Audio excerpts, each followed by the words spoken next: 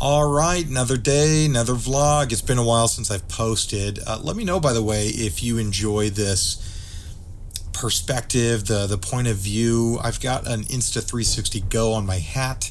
I recently went to NAB in Vegas this year and got back a couple days ago, and they got me. Insta360 showed me the Go 3. I'd already seen it. I'd already known about it. But I was like, that's pretty cool. And they had a little bit of a discount too, so decided to pick one up.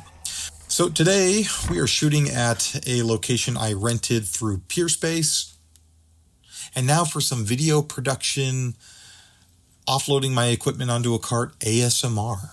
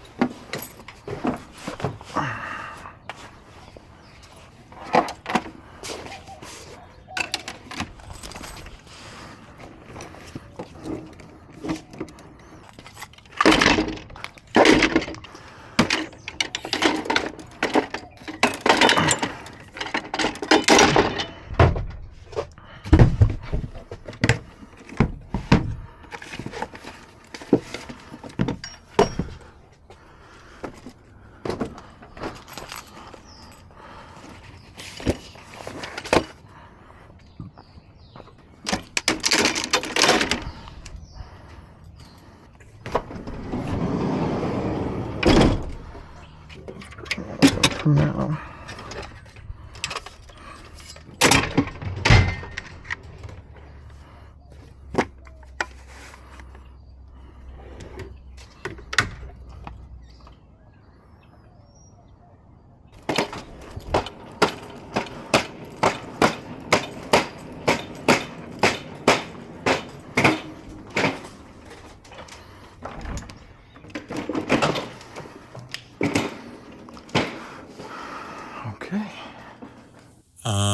I'm just going to speed through this, but first thing I do is usually get all my stands set up. Okay, so originally this was the room. I mean, I brought all of my equipment in because we did some planning, got photos of the space, and this corner was the ideal spot for us. We loved the background. I liked the texture and the wallpaper that's in that little inlet there. And the couch has a nice pop of color. Everything was great. I didn't realize, and this is something that I typically would look up, but I didn't. I didn't realize that the large tree in the backyard doesn't shade this part of the window. So there was constantly changing light. It started on the couch when I got here, and it has slowly moved over. And so that's not ideal for interviews. I like the light to be consistent. There are things I could have done. I could have put a 4x4 to block the sunlight on the outside and then mimic the shade, keep it consistent. But that's not really what I was prepped to do. And what I ended up doing was I found this textured background. I didn't see this. This wasn't in any of the photos of the property before. And so I'm walking around and I noticed the texture and the color, and I thought, man, that's a cool shot. So I can show you what this kind of looks like on an interview. I might cut to that right now. And the setup for this was pretty simple. We borrowed some stools. I brought my own, but conveniently there was some bar stools here already to use. I do like to use no back stools because it kind of forces people to sit with their shoulders, nice and upright. And so that's fantastic. So I had them sitting right about there, and then I was over here in the kitchen, and they were looking directly towards me. So basically not into the lens of the camera. So today our primary camera is a 6K Pro. We are using Timecode. This is a Deity TC1 Timecode box. Everything is V-mount powered if it doesn't have its own internal. For scratch audio, we've got a Deity S-Mic 2S. And so again, that's just a good quality scratch mic. It's not going to be, hopefully, it doesn't need to be the audio source itself or the primary one. And then we're also using a Hollyland 400S Pro wireless transmitter for video. And that is feeding into this receiver from Hollyland. It's the same type of setup. And then that goes to a 10.1 inch monitor. What I like to do is I could either use this as a confidence monitor. If I were to have this facing the talent, then they could see exactly what's going on. It doesn't have to be like the smaller 5-inch or 7-inch monitors that sit on top of the camera, because what I don't want them to do is glance up. So a lot of people have these top monitors that they swivel and show the client so that the client can see themselves. I don't like to do that, because then again, the talent will then keep glancing at themselves, and I don't think it looks good for interviews, especially long form interviews. So by having this, I could, and we didn't do it today, but I could have it sitting in front of me. So worst case scenario, if they wanted to, I would be sitting back here. They're looking at me over top the Hollyland transmitter, the receiver, and they can occasionally glance down, or in the peripherals, they could see that they're not sitting upright, or just see themselves. So this is something that I use pretty frequently.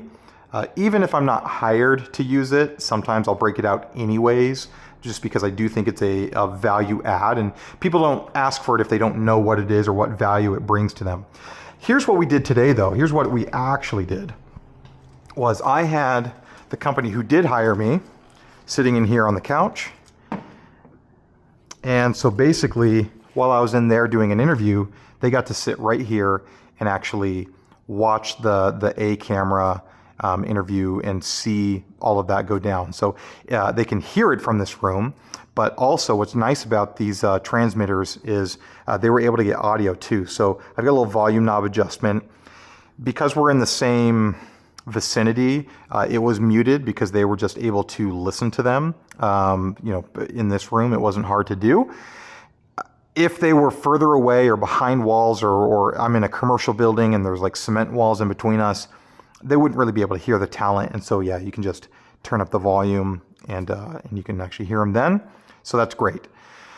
So I really value using things like these Hollyland transmitters, simply because if I want to make the talent feel more comfortable, I can send the directors or other crew members or people on the talent's staff. His wife had been here today. I can send them into a different room with this monitor.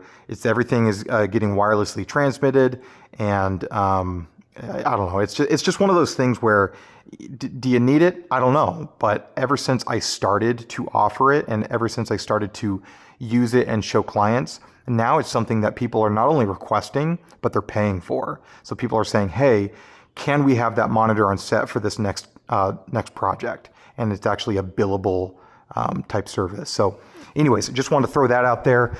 The second camera angle is also a 6K Pro. I wanted to match sensors, and these are the cameras that I own. So unless the client is, oops, that's recording. Unless the client is very stern about the specific camera, maybe they want the look of a red camera like the V Raptors or the Komodo. Maybe they want the look of Sony or Canon or Fuji or whatever it is. You can always tell me, hey, these are the cameras we want on set. But I own two 6K Pro cameras from Blackmagic. It gives me a lot of versatility. I like the codec. I like the color that naturally comes out of these cameras when they're properly set, white balance and ISO. Everything looks really good. I have matching lenses from the same company and the same lineup, so there is no color shift between the 70 to 200 and the 24 to 70, at least nothing that I have seen in my testing. And it's also using the same timecode box from Deity, so that way I can really quickly synchronize everything all together. Above talent, we had a Rode boom microphone. I believe that's the NTG2. And that is running down into a Zoom F3 32-bit float recorder. So that is hopefully going to be my primary audio source. However, I have some of these older Deity BPTRX units. They have timecode to match what the TC1 is doing. I jam sync these. They're set to the same frame rate.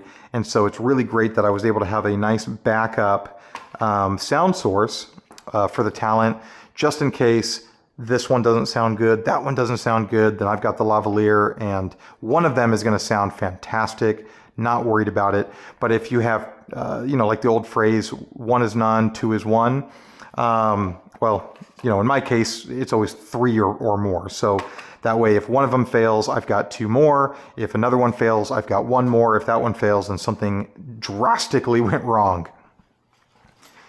The last thing I'll talk about is lighting. Aperture 60X, the Lightstorm model, so I can actually spot or flood this. So I don't know if it'll come up on camera. No, it's probably not going to show. But I've got this V-mount powered, so I can quickly move this anywhere in the room. We had some nice soft diffused indirect window light that was coming around and hitting the side of his face. And then we have this big 60-inch gridded softbox, and behind it at about 40% is a Nanlite 300B bicolor Mark II. And I like these lights a lot. I think he was the original owner. I don't know what place his role is or...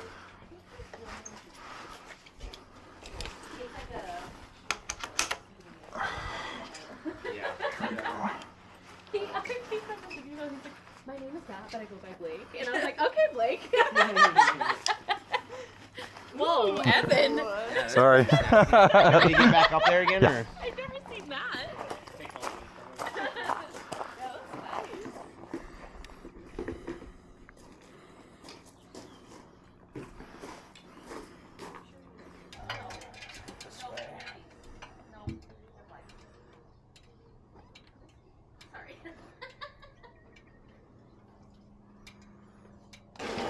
Okay. Slinging suds, bitches. Oh, it's money, man. Yeah, that's it. Awesome. Last shot us jumping in the pool, or what? Yeah, man. It's our place. You can do whatever you want. It's our place today. You know what? Let's do this. I'm gonna get a quick shot of you guys, and this is just like a nice photo, basically. Yeah. So kind of gather in. That's good. Yeah, there we go. Here, hero stances. I like it. Perfect. 1, 2, and 3. Just kidding. It was a video. All right. It's all good. You can make anything. Exactly.